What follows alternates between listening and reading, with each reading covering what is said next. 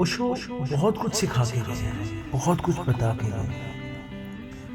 Meditation के बारे में, रहस्यवादियों के बारे में, संसार के बारे में, साधु संतों के बारे में, सन्यासियों के बारे में। मेडिटेशन के बारे में ओशो कहा करते थे कि बुद्ध के समय में ध्यान की गतिशील विधियों की आवश्यकता नहीं थी। लोग अधिक सरल, अधिक प्रामाणिक थे। People were more in simple, authentic. They lived a more real life. वे अधिक वास्तविक जीवन जीते थे। और अब लोग बहुत दमित जीवन, अवास्तविक जीवन जी रहे हैं। जब वे मुस्कुराना नहीं चाहते तो वे मुस्कुराते हैं। जब वे क्रोधित होना चाहते हैं तो वे दया दिखाते हैं। लोग झूठे हैं। संपूर्ण जीवन पद्धति झूठी है। लोग सिर्फ अभिनय कर रहे हैं।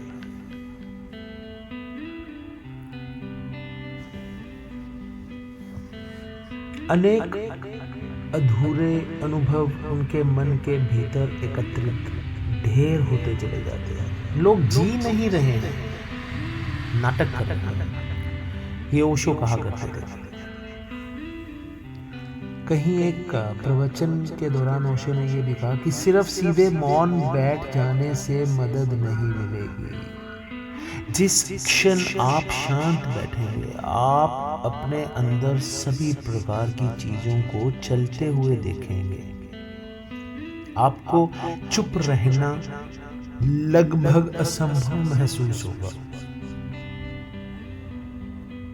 सबसे पहले उन चीजों को बाहर फेंकें ताकि आप आराम की प्राकृतिक अवस्था में आ जाएं। वास्तविक ध्यान तभी शुरू होता है जब आप विश्राम में होते हैं। यहाँ आपको मैं बोलना भी चाहूंगा कि किताब है ओशो, ट्रांसेंडेंस का अनुशासन, द डिसिप्लिन ऑफ ट्रांसेंडेंस। इसका दूसरा भाग वॉल्यूम 2 और उसका 5वां प्रवचन आप पढ़ेंगे तो आप समझ जाएंगे कि ओशो ध्यान के बारे में, मेडिटेशन के बारे में क्या कहते हैं। ओशो के सभी सक्रिय ध्यान में गतिविधि का प्रारंभिक चरण जो होता है शामिल होता है। कभी कभी तीव्र और कभी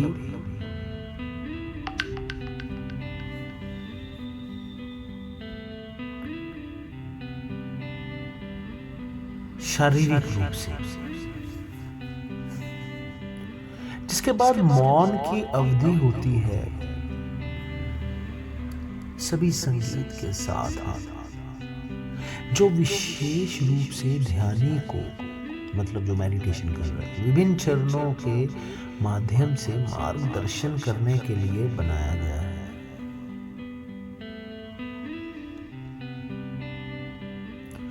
ओशो ने दिन के अलग अलग समय के लिए अलग अलग ध्यान की भी सिफारिश की है। ओशो ने किस समय कौन कौन से ध्यान के लिए बोला है।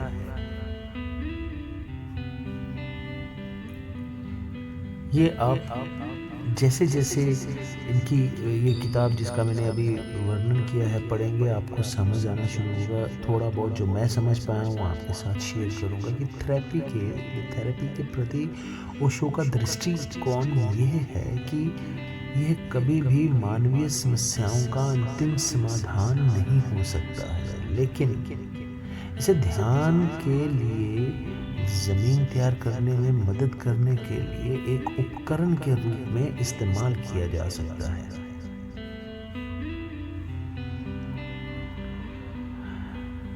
ओशो ने अलग अलग समय के लिए जो मेडिटेशन बताया है उसका विवरण आने वाले पॉडकास्ट में हम करेंगे, आने वाले कुछ चंद पॉडकास्ट में। जैसे उन्होंने बोला है dynamic meditation, Kundalini meditation, Mandala meditation, Nataraj meditation, no dimensions, Nada Brahma meditation और गौरी शंकर मेडिटेशन। अब कौन कौन से समय के लिए कौन कौन सी मेडिटेशन या ध्यान करना है, ये अगले पॉडकास्ट में आपको मैं पूरे विवरण के साथ बताऊंगा। कौन से समय में कौन सी मेडिटेशन बोली गई है, डायनामिक मेडिटेशन क्या है, कुंडलिनी मेडिटेशन क्या है, मंडाला, नटराज, नो डायमेंशंस, ये मेडिटेशंस क्या है, और गौरी शंकर मेडिटेशन क्या है।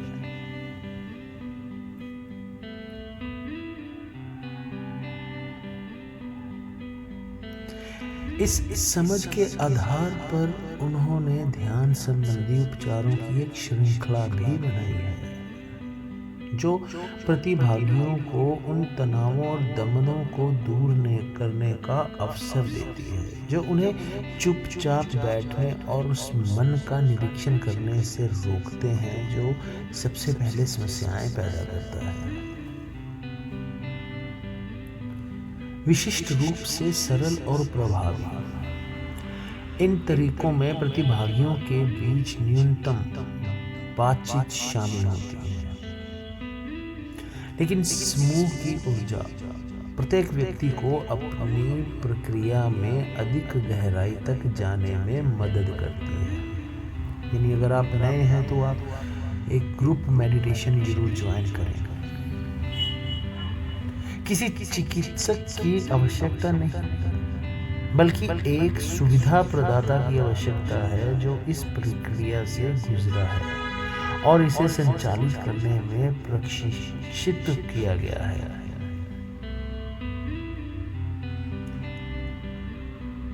फिर ओशो ने मिस्टिक रोज का भी वर्णन किया है कहीं कि मिस्टिक रोज का प्रतीक यह है कि यदि कोई व्यक्ति उस बीज की देखभाल करता है जिसके साथ वे पैदा हुआ है, उसे सही मिट्टी देता है और उसे सही वातावरण और सही कंपन देता है, सही रास्ते पर चलता है जहां बीज बढ़ना शुरू कर सकता है, तो परम विकास को रहस्यमय गुलाब के रूप में दर्शाया जाता है। जब आपका अस्तित्व खिलता है और अपनी सभी पंखुड़ियों को खोलता है और अपनी सुंदर सुगंध छोड़ता है। एक और प्रक्रिया है जिसे बॉर्न अगेन का नाम दिया है ओशो ने। ये एक ऐसी प्रक्रिया है जो 7 दिनों तक प्रतिदिन 2 घंटे तक चलती है। पहले घंटे के लिए प्रतिभागी बच्चों की तरह व्यवहार करने के लिए जगह और स्वतंत्रता लेते हैं। दूसरे घंटे तक वे चुपचाप बैठे रहते हैं और कुछ नहीं करते। ओशो ने सबसे पहले जैन पर अपने शाम के प्रवचनों के हिस्से के रूप में नो माइंड मेडिटेशन की शुरुआत की। बाद में ये 7 दिनों तक चलने वाली एक समूह प्रक्रिया बन गई।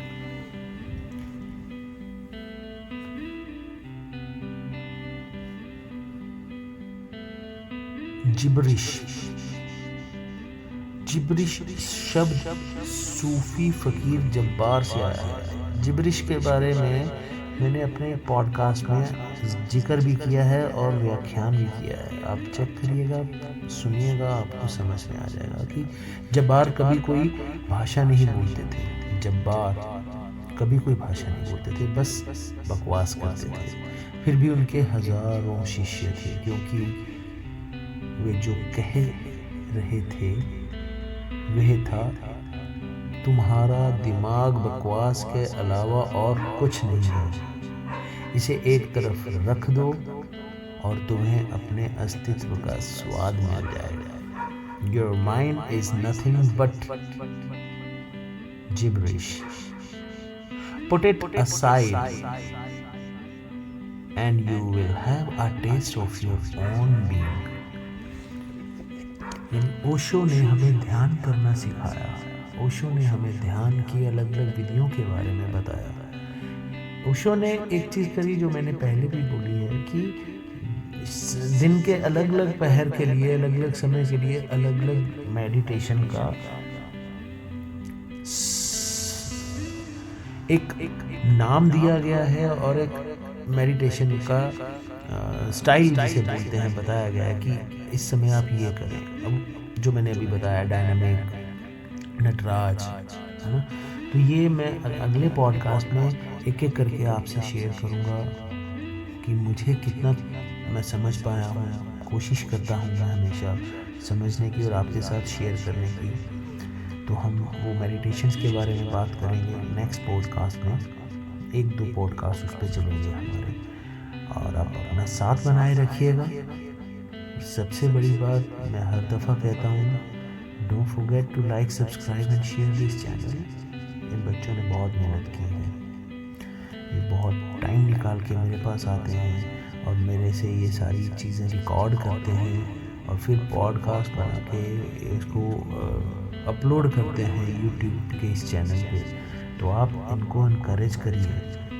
आपका आशीर्वाद, आपका साथ बहुत ज़रूरी है, तभी ये पॉडकास्ट, ये चैनल जो है और ग्रो करेगा। इन्होंने मुझे कहा है कि they require subscription at its double, अभी जितनी है उससे डबल चाहिए ग्रो करने के लिए। तो कृपया ये लाइक, सब्सक्राइब एंड शेयर करें, अपना आशीष इन्हें दें। और हम अगले पॉडकास्ट में बात करेंगे मेडिटेशन के टाइम और मेडिटेशन की प्रक्रिया के बारे में और उसका नाम क्या रखा है ओशो ने हर समय की अलग अलग मेडिटेशन का। साथ बनाए रखिएगा, जल्द मुलाकात करेंगे। जय हो।